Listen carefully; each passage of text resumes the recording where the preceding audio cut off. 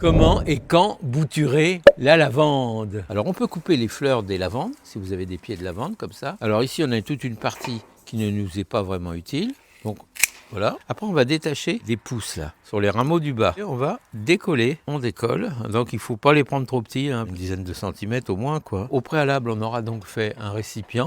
Donc vous voyez, vous les détachez et vous les mettez comme ça. S'il y a des feuilles de base, on les retire. Et on serre à la base tous ces petits rameaux pour avoir une super potée de lavande. Et après on les remet dans le sol et on aura des nouveaux pieds de lavande à nouveau. Donc vous voyez, un système quand même facile, très économique, que je vous recommande bien sûr. Parce que moi c'est toujours comme ça que je les ai reproduites mes lavandes. Vous voyez, vous avez un rameau comme ça. On peut les recouper au sécateur si on veut. C'est pas une obligation, il faut juste retirer un peu les feuilles du bas. Mais c'est quand même très simple à faire, vous voyez. Et on est dans la bonne période pour le faire. Donc je vous invite à le faire. Voilà.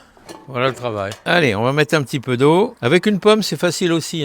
Ce qu'il faut, c'est que maintenir tout ça humide suffisamment de temps, le temps que ça s'enracine. Alors surtout, vous les mettez à l'ombre. Vous ne mettez pas en plein soleil, surtout avec les canicules qu'on a. Laissez à l'ombre pendant un mois à peu près, le temps que ça s'enracine. Voilà, écoutez, je crois que je vous ai dit l'essentiel, mais si vous avez d'autres questions, n'hésitez pas, bien sûr.